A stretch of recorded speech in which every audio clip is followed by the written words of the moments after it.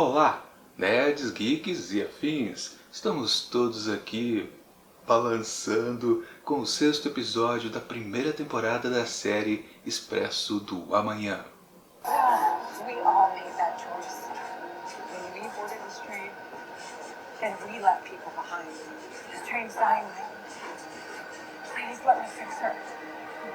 Pois bem, pessoal, passando já da primeira metade aqui da primeira temporada, já estamos nos preparando para as emoções finais aqui da primeira season.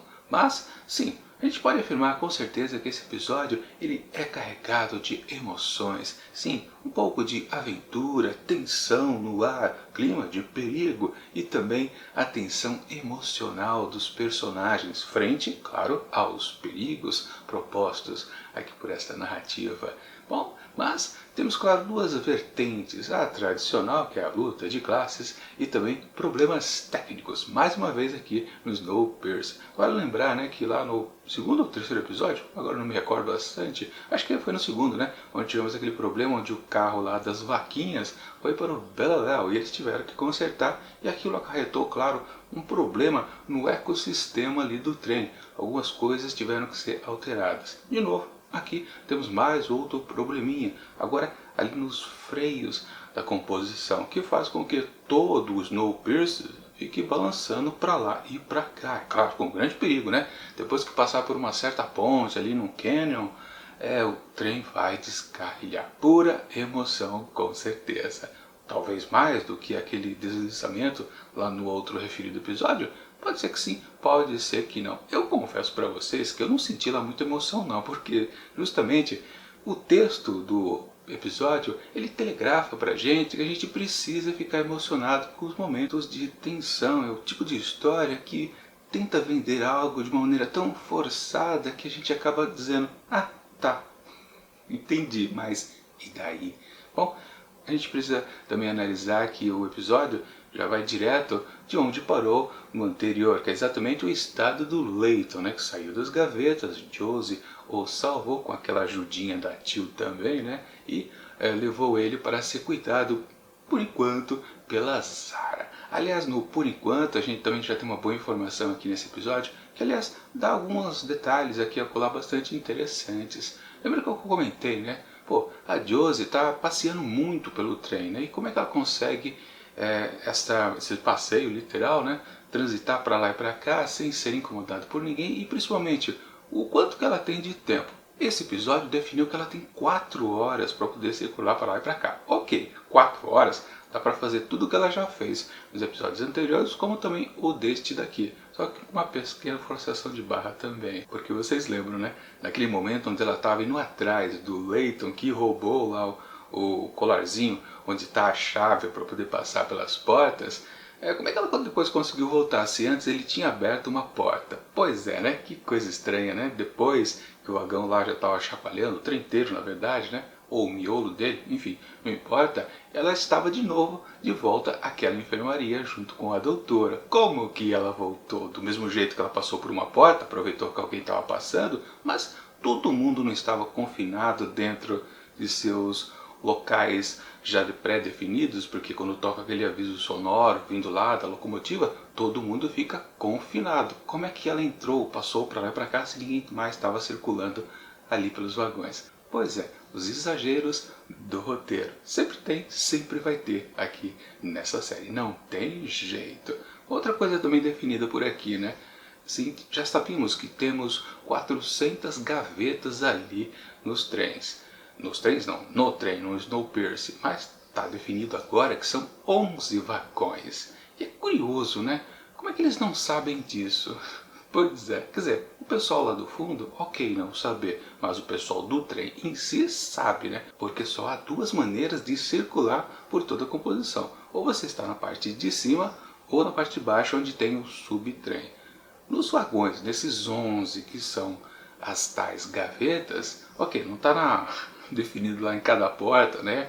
Composição número 1 das gavetas, composição número 2 das gavetas, e 3, 4, assim por diante. Mas, de qualquer forma, é sempre curioso como há uma necessidade do pessoal ficar circulando para lá e para cá, mas em muitos lugares não tem como passar por cima, tem que ser por baixo. Por exemplo, foi mostrado de novo a escola, onde estava lá o Bock, né, que é o engenheiro, dando uma palestra lá para as crianças a respeito, claro, de sua profissão. Aquela típica coisa que temos em sala de aula, né?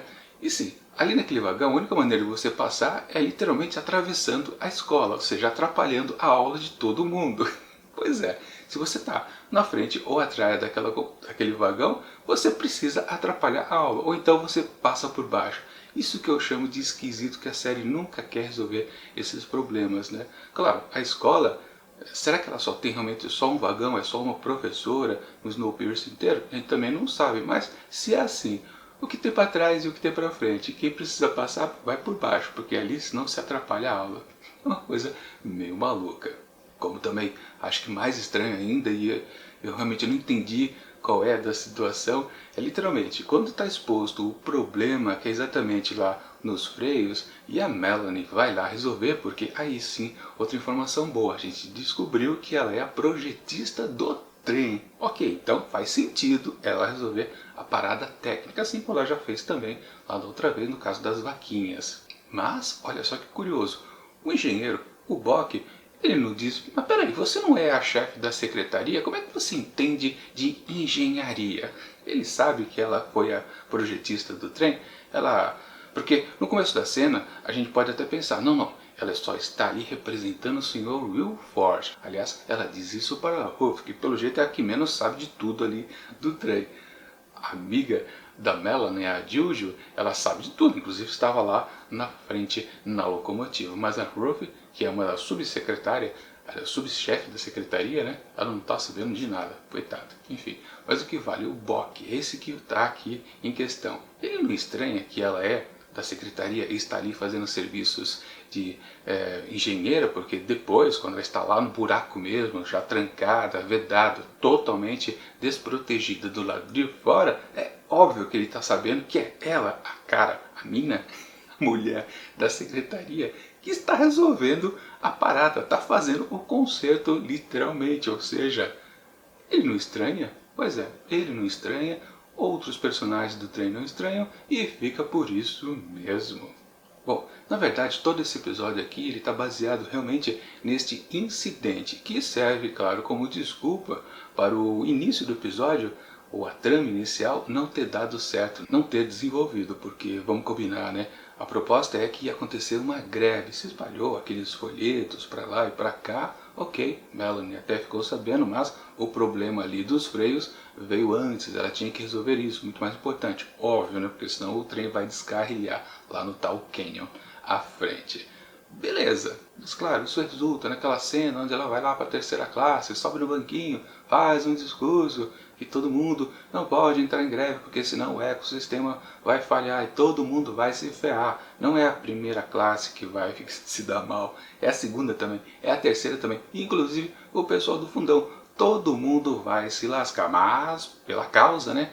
O pessoal não tá nem aí. Claro, um outro absurdo da série em si, né? Não se importar que nada pode falhar no trem, porque senão todo mundo morre em questão de meses. Mas deixa isso para lá, com certeza.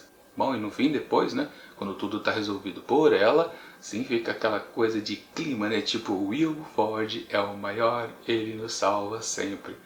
Essa base.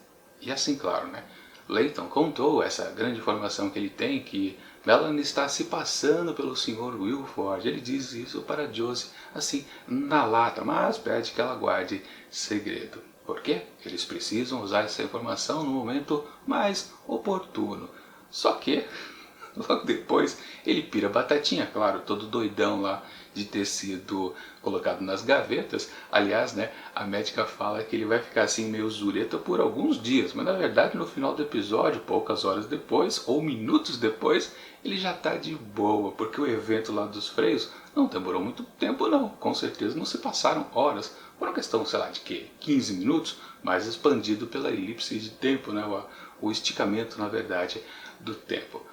Ok. Outra informação que foi jogada ali também foi meio que esquecida e... Não, ele tá de boa ao final do episódio, tanto que tava lá no maior lesco-lesco com a Josie, né? Pois é, enfim.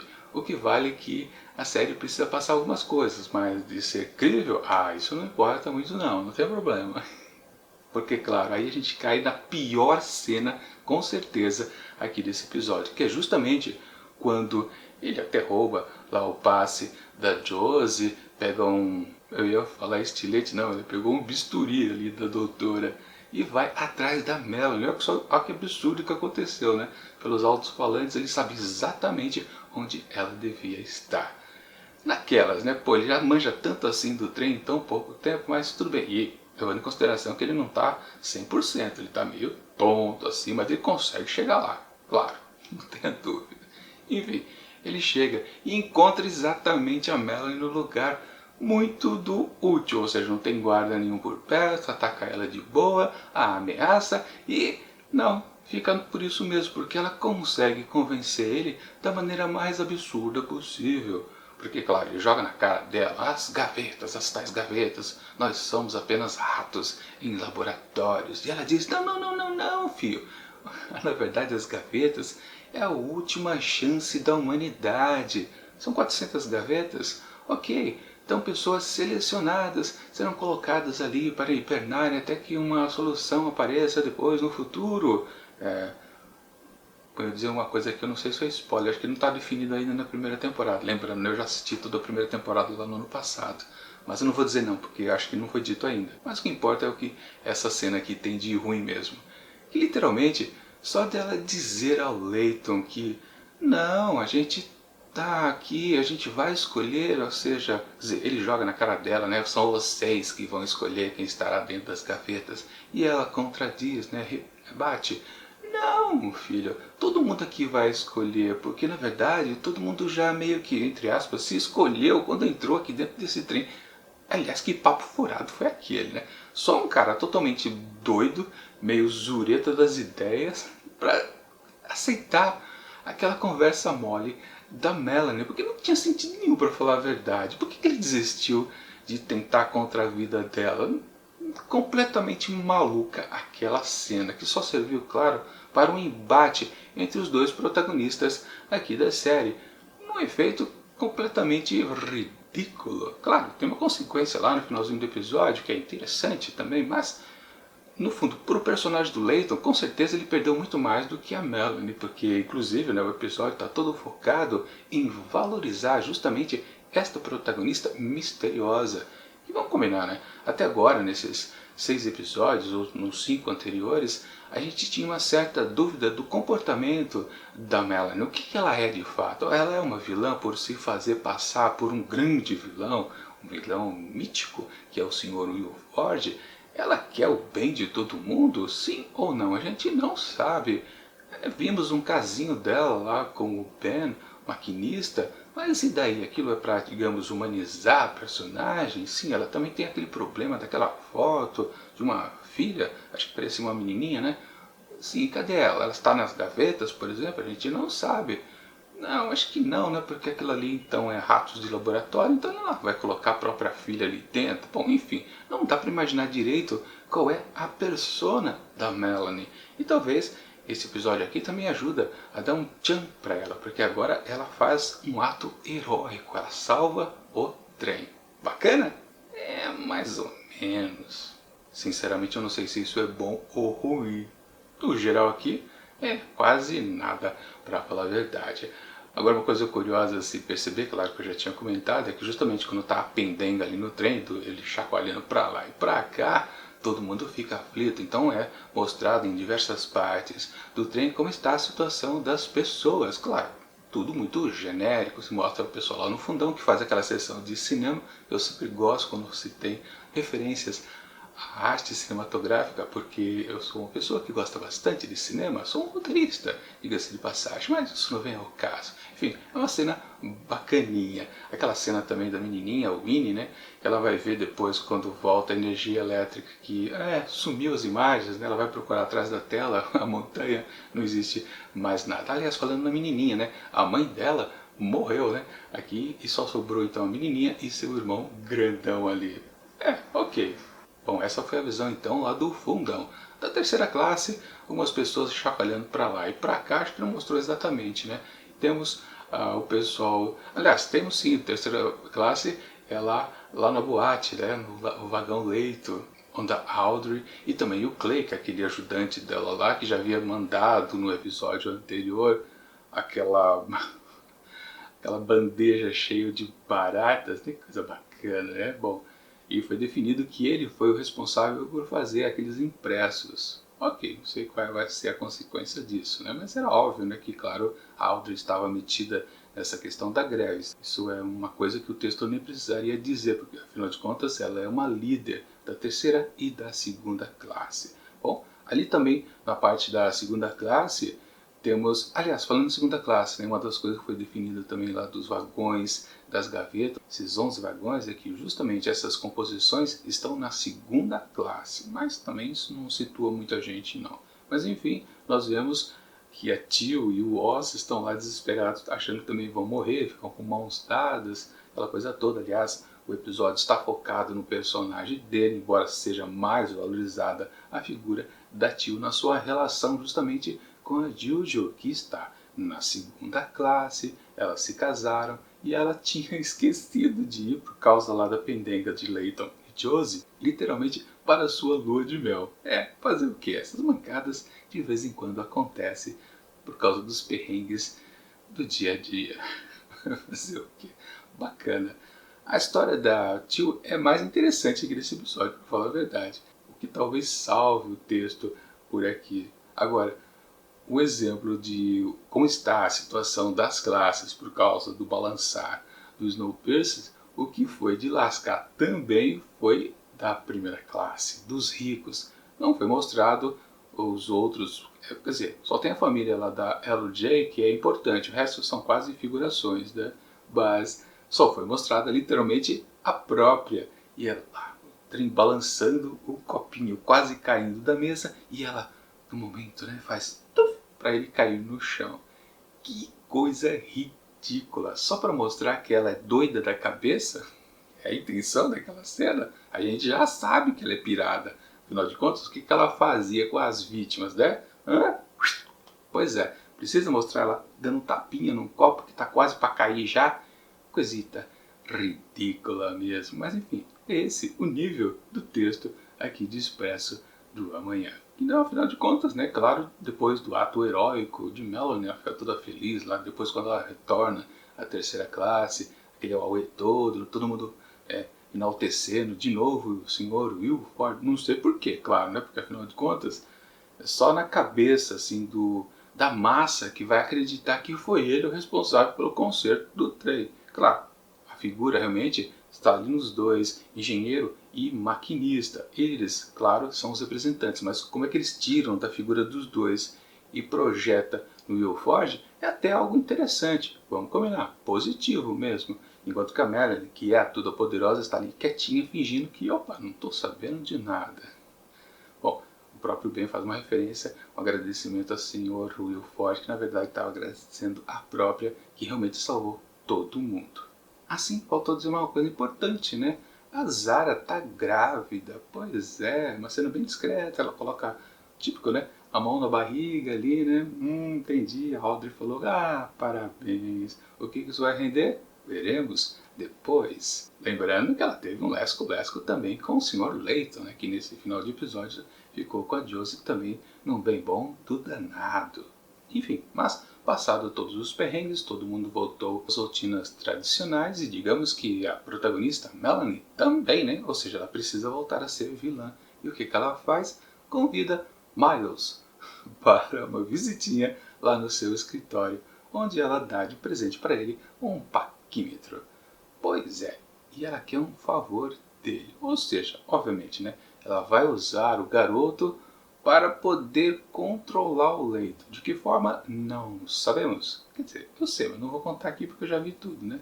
Mas é interessante. Esse finalzinho, essa última cena faz com que digamos, a vilania da Melanie fique em destaque novamente.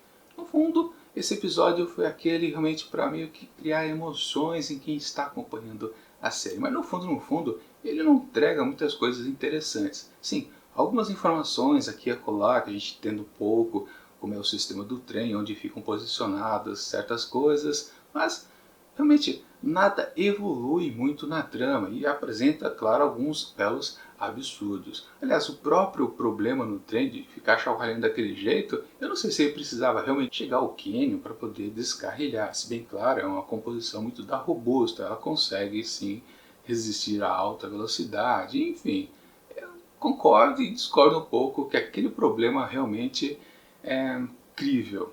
Mas no meio de um roteiro que muitos elementos já não são fáceis de serem acreditados, então não tem problema realmente. Enfim, é um episódio bem do morno, começando a esfriar justamente no momento onde a série ela precisa entrar nos seus finalmente. Ela precisa ter um crescendo para um final épico, para projetar uma segunda temporada. Agora, será que vai conseguir ou não? Não vou dizer também. Enfim, aqui para esse sexto episódio da primeira temporada de Expresso do Amanhã, eu atribuo 3,5 asterisco, que na verdade é 2,5, fazendo aquela correção maluca das minhas notas. Pois é, um episódio completamente mediano, na verdade, o pior episódio aqui, por enquanto, da primeira temporada da série. Realmente, um episódio que não acontece nada de importante, ele não é de transição. Ele tem uma proposta de mostrar o desenvolvimento dos dois protagonistas, mas no fundo, ele entrega um pouco, mas na verdade desentrega ao mesmo tempo. É uma coisa meio maluca que eu disse, mas é verdade. Enfim, é isso.